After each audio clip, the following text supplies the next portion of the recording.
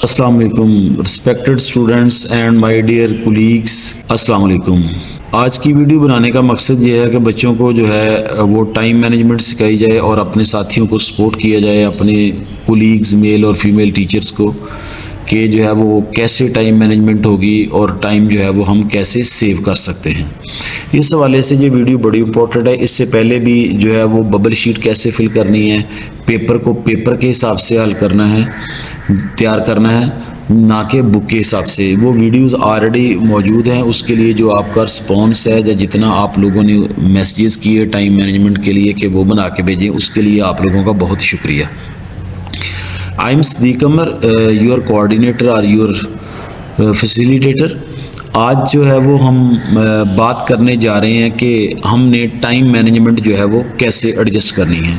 सबसे पहले हम इस बात पे बात करेंगे कि पेपर जो होते हैं उसके पोर्शन कितने होते हैं। ये वीडियो हम पहले ऑलरेडी डिटेल से डिस्कस भी कर चुके हैं, मैं फिर भी थोड़ा सा बता देता हूँ कि क्वेश्चन जो होते हैं उसके बेसिकली 3 पार्ट्स होते हैं। जो सबसे पहला पार्ट होता है वो आपका होता है MCQ।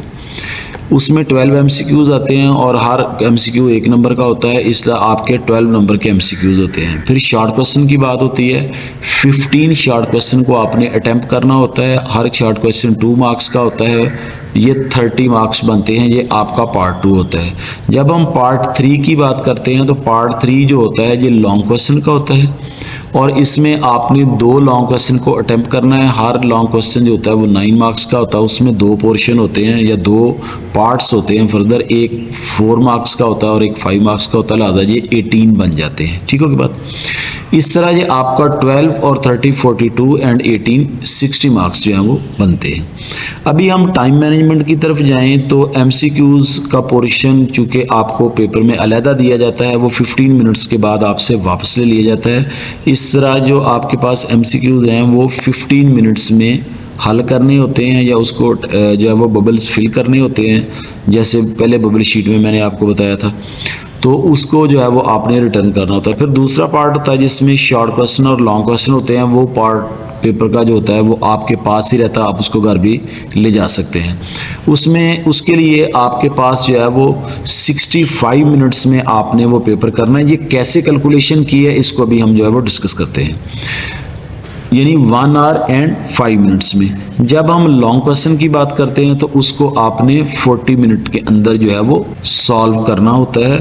अगर ये टाइम मैनेजमेंट आगे पीछे होती है तो फिर आपकी जो ग्रेडिंग होती है या आपके जो मार्क्स होते हैं उस पर जो है वो फर्क पड़ता है। अभी जो है वो हम इसको डिस्कस करते हैं कि ये बेसिकली डिस्ट्रीब्यूशन जो है वो होती कैसे है। ये देखें कि पेपर जो होता है जिसमें फिजिक्स है, केमिस्ट्री है और आपकी बायोलॉजी है, दूसरे जो सब्जेक्ट्स हैं आप उनको इसी हिसाब से जो है वो डिस्ट्रीब्यूट कर सकते हैं मार्क्स को। इन तीनों सब्जेक्ट्स की फिजिक्स, केमिस्ट्री और बायो की जब हम बात करते हैं तो हमारे पास जो पेपर होता है वो 2 आवर्स का होता है। हर आवर में जो है वो 60 मिनट होते हैं, लिहाजा आपका पेपर जो है वो 120 मिनट पर मुश्तमिल होगा, यानी 120 मिनट्स हैं आपके पास फिजिक्स, केमिस्ट्री और बायोलॉजी का पेपर जो है वो सॉल्व करने के लिए। सबसे पहला पार्ट जो पेपर का आपको दिया जाता है, जो टीचर आपको देते हैं, स्टूडेंट या डिप्टी स्टूडेंट या निगरान आपको पकड़ाते हैं, वो MCQ का होता है और वो उसके लिए आपके पास 15 मिनट्स होते हैं। 15 मिनट्स के बाद आपने वो पोर्शन जो होता है वो वापस करना होता है या उसके बाद आप उसको नहीं कर सकते, यानी रिस्ट्रिक्टेड होता है। अब 120 में से आप जब 15 निकालते हैं तो आपके पास पीछे बचते हैं 105 मिनट्स, यानी 105 मिनट आपके पास बचते हैं। और जो रिमेनिंग पेपर होता है वो आपका 30 मार्क्स का ये बचता है जो हल करना होता है और 18 का ये बचता है। इस तरह ये 48 आवर का पेपर 48 मार्क्स का पेपर आपने सॉल्व करना होता है।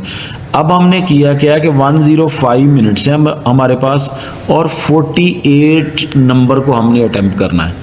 हमने जब इसको कैलकुलेट किया तो कैलकुलेट करने के बाद पता चला कि 1 नंबर का पेपर हल करने के लिए हमें कितना टाइम चाहिए, 2.18 मिनट्स।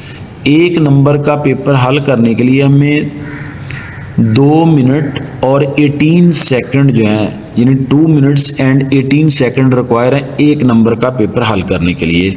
हमें पता है कि हमारे पास जो शॉर्ट क्वेश्चन होता है वो 2 मार्क्स का होता है, लिहाजा एक शॉर्ट क्वेश्चन को हल करने के लिए हमारे पास जो टाइम होता है वो होता है 4.37 मिनट्स, यानी 4 मिनट्स एंड 37 सेकंड्स, यानी कि 4.5 मिनट में या 4.5 मिनट के अंदर जो है वो आपने एक शॉर्ट क्वेश्चन जो है उसको हल करना होता है।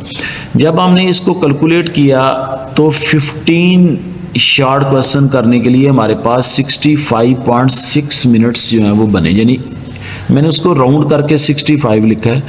इस तरह हमारे पास ये वाला पोर्शन जो है ये हमने 1 घंटा और 5 मिनट के अंदर, यानी 1 आवर एंड 5 मिनट्स के अंदर जो है वो हमने इसको सॉल्व करना है।